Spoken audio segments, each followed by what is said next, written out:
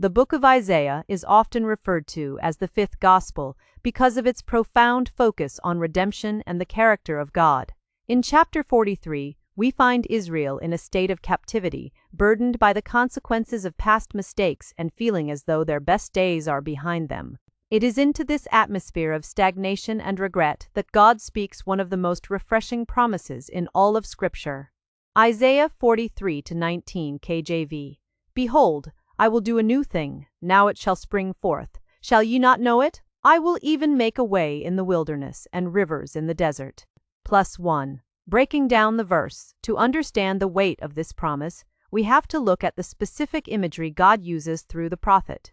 Behold, I will do a new thing. The word behold is a divine interrupter. God is telling us to stop looking at the former things mentioned in verse 18 and shift our gaze.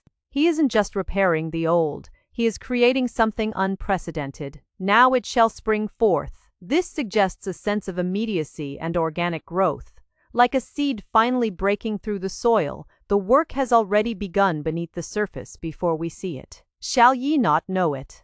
This is a challenge to our perception. Often, God is moving, but we are so blinded by our current wildness that we fail to recognize the breakthrough. A way in the wilderness. A wilderness is a place of confusion and lack of direction. God promises not just to get you out, but to provide a structured path through the chaos. Rivers in the desert. The desert is a place of spiritual and emotional drought. A river in a desert is a miracle of sustenance. It provides exactly what is needed in the place where it is least expected. Relevance for today. Why this matters in 2026. In our modern world, it is incredibly easy to feel stuck. Whether it is a career that feels like a dead end, a relationship that has grown cold, or a global environment that feels increasingly volatile, the desert is a familiar landscape for many.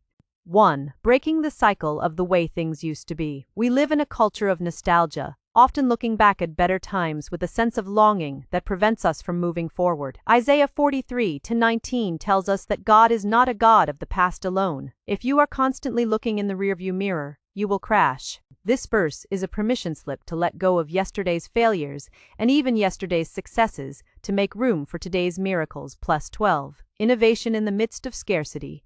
The wilderness and desert represent environments where resources are low.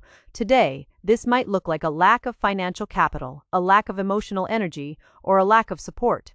God's promise is that He doesn't need a lush garden to work with. He specializes in creating ways and rivers where logic says there should be none. It's an invitation to trust in divine innovation over human limitation.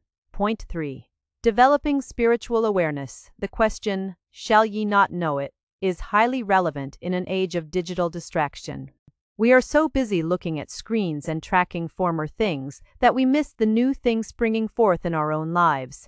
Being relevant today means practicing the discernment to see where God is opening a door that was previously shut. Application. How to step into your new thing. Audit your focus. Are you spending 90% of your mental energy on things that happened 5 years ago? To see the new thing, you must intentionally pivot your focus. Expect the unconventional. A river in a desert is not normal. If you are looking for God to move in a conventional, predictable way, you might miss the miracle.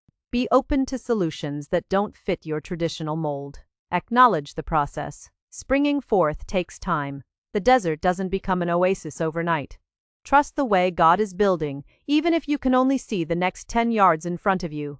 God is effectively saying, I am the God of the impossible path. No matter how dry your current season feels, there is a current of grace moving toward you. The wilderness is not your destination. It is simply the backdrop for God's next great act of provision. As we navigate the complexities of this year, let this verse be a compass.